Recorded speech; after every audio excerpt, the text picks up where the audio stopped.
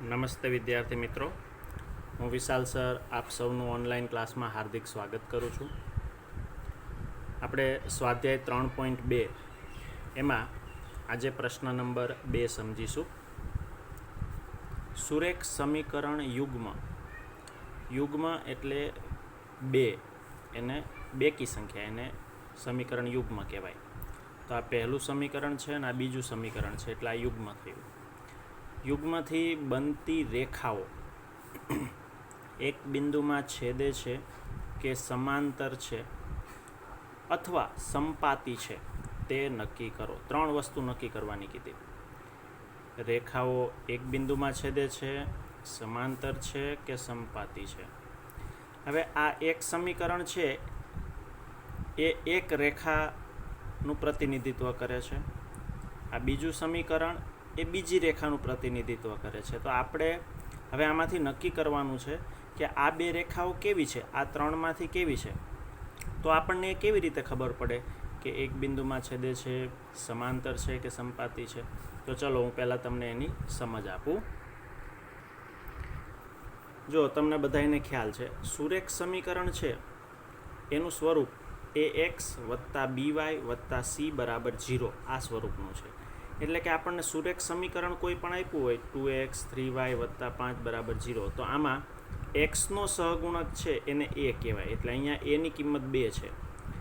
yનો સહગુણક છે એને b કહેવાય, તો અહીંયા b તરીકે 3 છે. અને આ જે એકલી અચળ સંખ્યા છે એને c કહેવાય. બરાબર?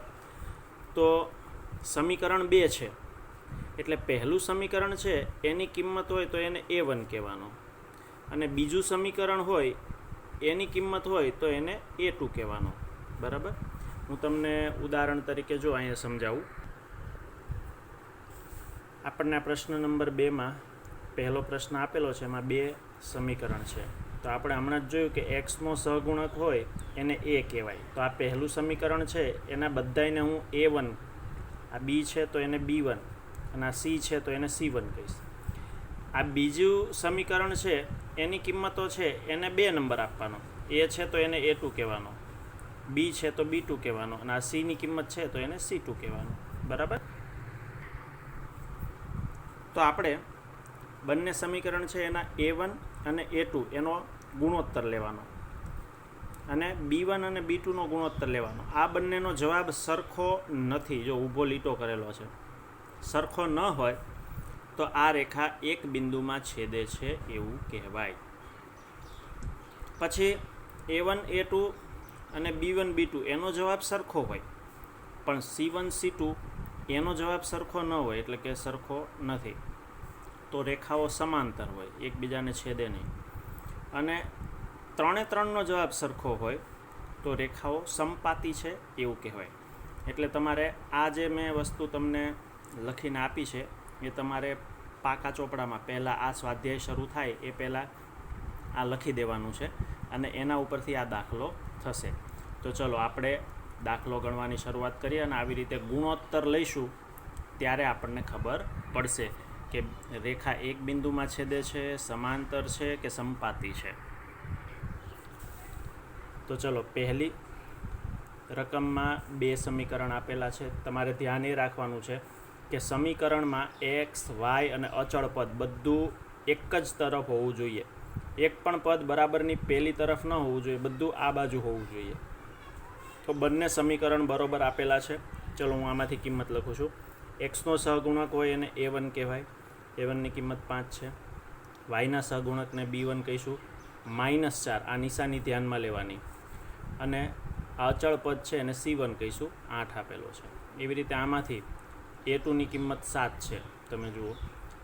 yનો સહગુણક એને b2 કહીશું આપણે, 6 છે, અને અચળ પદ -9 છે. હવે આપણે ગુણોત્તર લેવાનો છે, બીજું કંઈ નથી કરવાનું. a1ના છેદમાં a2 મૂકો, આના છેદમાં, તો 5/7. છેદ ઉડતા હોય તો ઉડાડવાનો, નહીંતર એનો એ જવાબ. અહીંયા કોઈ છેદ નથી ઉડતા એટલે એ જવાબ. હવે b1 b2નો ગુણોત્તર લઈએ. તો કિંમત મૂકી, -4 છેદમાં 6, 2 દુ 4 અને છેદમાં 3, -2/3 જવાબ આવ્યો. પહેલાં આ બેનો ગુણોત્તર લઈ જોવાનો. જો એ બેનો જવાબ સરખો ન આવતો હોય બરાબર. તો આ ત્રીજાનો ગુણોત્તર લેવાની જરૂર નથી. બરાબર. આ બંનેનો જવાબ સરખો આવે તો જ આપણે આનો ગુણોત્તર લેવાનો, નહીંતર જરૂર નથી. ચલો ભાઈ, આ બંનેનો જવાબ સરખો નથી આવ્યો. તો હમણાં મેં તમને દેખાડ્યું, જો તમે અહીંયા જુઓ છો કે A1 A2 અને B1 B2 એનો જવાબ સરખો ન હોય તો શું કહેવાય? એક બિંદુમાં છેદે છે એવું કહેવાય. તો હું અહીંયા લખી દઈશ કે અહીં A1 A2 is not equal to B1 B2 હોવાથી આપેલ રેખાઓ એક બિંદુમાં છેદે છે. એકદમ સરળ છે. આગળ જે સમજૂતી આપી છે એ તમે વ્યવસ્થિત પાકી કરી દો એટલે એકદમ સહેલો દાખલો થઈ જાય. ચલો બીજો દાખલો. એમાં બે સમીકરણ આપેલા છે. મેં કહ્યું એ પ્રમાણે સમીકરણની આખી રકમ બરાબરની ડાબી તરફ હોવી જોઈએ. એક્સ વાય અને અચળ પદ બંનેમાં સમીકરણો બરાબર આપેલા છે. ચલો કિંમત લખો. A1 એટલે 9, B1 એટલે આ +3 અને C1 12 છે. એવી રીતે A2 +18, B2 6 છે અને C2 24 છે. ચલો ગુણોત્તરની કિંમત લઈએ. A1 છેદમાં A2, પહેલાં આ બેનો ગુણોત્તર લો. 9 છેદમાં 18, 9 દુ 18, 1 છેદમાં 2 જવાબ આવ્યો. હવે B1 B2નો ગુણોત્તર લો તો 3 છેદમાં 6, તો આના છેદ ઉડી ગયા, તો આનો પણ જવાબ 1 છેદમાં 2 આવ્યો. હવે જો આ બંનેનો જવાબ સરખો આવે તો જ તમારે આનો ગુણોત્તર લેવાનો. બરાબર. C1 C2 તો એનો જવાબ પણ સરખો આવ્યો. તો અહીંયા આ 3 ગુણોત્તરના જવાબ સરખા આવ્યા એટલે મેં લખ્યું A1 A2 B1 B2 અને C1 C2 આ ત્રણેયના જવાબ સરખા છે. તો સરખા હોય તો આપેલી રેખાઓ સમપાતી કહેવાય. જુઓ તમે સમજૂતીમાં જુઓ કે ત્રણેયના જવાબ સરખા છે તો રેખાઓ કેવી છે? સમપાતી છે. તો મેં અહીંયા લખી દીધું કે રેખાઓ સમપાતી છે. તો આવી રીતે તમારે આનો ત્રીજો દાખલો પણ ગણવાનો છે, પણ તમારી રીતે હોમવર્કમાં ગણવાનો છે. તમારે આવી રીતે ગુણોત્તર લેવાના. બરાબર. ગુણોત્તરના જવાબ કેવા આવે છે, બરાબર, એને આગળની સમજૂતી સાથે સરખાવી દેવાનો અને જે આવતું એ લખી દેવાનું. ચલો હવે પ્રશ્ન નંબર 3. સુરેખ સમીકરણ યુગમાં સુસંગત છે કે નથી તે નક્કી કરો. હવે સુસંગત છે કે નહીં એ નક્કી કરવું હોય તો એમાં પણ આવી રીતે ગુણોત્તર જ લેવાના છે. બરાબર. ચલો એની સમજૂતી આપી દઉં. A1 A2 અને B1 B2નો જવાબ સરખો ન હોય તો સમીકરણ સુસંગત છે. સરખો ન હોય તો સમીકરણ સુસંગત છે.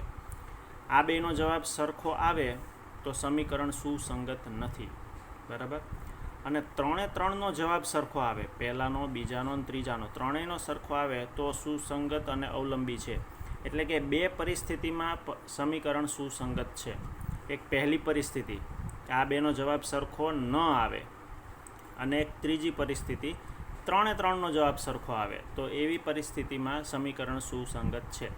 માત્ર આમાં સમીકરણ સુસંગત નથી કે પહેલા બેનો જવાબ સરખો હોય પણ ત્રીજાનો જવાબ સરખો ન આવે તો સમીકરણ સુસંગત નથી, એટલું લખી દેવાનું. ચલો આપણે સમજીએ. આપણને હું અહીંયા પ્રશ્ન નંબર 3 એનો ત્રીજો દાખલો લઉં છું. પહેલો અને બીજો બંને સહેલા છે એટલે તમને આવડશે તમારી જાતે ગણવા માટે. તો ત્રીજા દાખલામાં 3/2 x 5/3 y બરાબર 7 અને અહીંયા સારી રીતે આપેલું છે. હવે મેં તમને કીધું એ પ્રમાણે કે સમીકરણ છે એ એક્સ વાય અને અચળ પદ બધું એક જ તરફ આવવું જોઈએ. તો ચલો હું પહેલાં આને આ બાજુ લઈ લઉં એટલે -14 સામે 0 થઈ ગયો. હવે બરાબર થયું સમીકરણ. બીજું કે સમીકરણના છેદમાં કોઈ સંખ્યા ચાલે નહીં. તો આપણે આને સરખું સમીકરણ બનાવવા માટે આપણે લસા લેવો પડશે. 3 અને 2નો લસા 6 થાય. લસા લઈએ એટલે છેદ આખો થઈ જાય. ચોકડી ગુણાકાર કરવાનો. 3 તરી 9 અને અહીંયા 2 પંચાને 10. પછી આ 6 છે એને સામે જવા દો. 7 છે 42 પણ આપણે આ બાજુ લઈ લેવાનું છે એટલે -42 થઈ જશે. 9x + 10y -42. આ બંને સમીકરણ પહેલાં તો આપણે ગોઠવી દીધા. હવે આની અંદરથી A1 A2 B1 B2 એની કિંમત, C1 C2 એ કિંમત મેળવીએ. ચલો A1 આ પહેલી છે, A1 છે 9, B1 તો કે 10 અને C1ની કિંમત -42 છે. આ બીજું સમીકરણ છે એના ઉપરથી A2ની કિંમત 9, B2ની કિંમત -10 અને C2ની કિંમત -14 છે. ચલો હવે બધા એના ગુણોત્તર લઈએ આપણે. પહેલાં A1 A2નો ગુણોત્તર લઈએ. 9/9 છેદ ઉડી ગયા, 9 એકા 9, 1 જવાબ આવ્યો. હવે B1 B2નો ગુણોત્તર લઉં છું તો અહીંયા પણ 10 એકા 10 છેદ ઉડી ગયો, પણ અહીંયા માઇનસ છે એટલે જવાબ આવ્યો -1. જો અહીંયા પહેલાંનો જવાબ +1 છે, બીજાનો જવાબ -1 છે, તો બંનેના જવાબ સરખા નથી. જો બેયના જવાબ સરખા ન હોય તો ત્રીજાનો ગુણોત્તર લેવાનો નથી. તો અહીંયા લખી દઈશ A1 A2 B1 B2 is not equal હોવાથી આપેલ સમીકરણ સુસંગત છે. આગળ સમજૂતી છે એમાં જોઈ લેવાનું કે ત્યાં શું છે, સુસંગત છે કે નહીં. તો આવી રીતે તમારે પ્રશ્ન નંબર 3 એનો પહેલો અને બીજો એના આવી રીતે ગુણોત્તર લઈ બરાબર આગળ આપેલી સમજૂતી છે એની સાથે સરખાવી જોવાનું. જે આવે સુસંગત હોય તો સુસંગત લખવાનું, ન હોય તો નહીં લખવાનું. તો આવી રીતે બંને હોમવર્કમાં ગણવાના છે. તો આજે આટલું, બાકીનું આપણે આવતા લેક્ચરમાં શીખીશું. ત્યાં સુધી બધાને જય સ્વામિનારાયણ.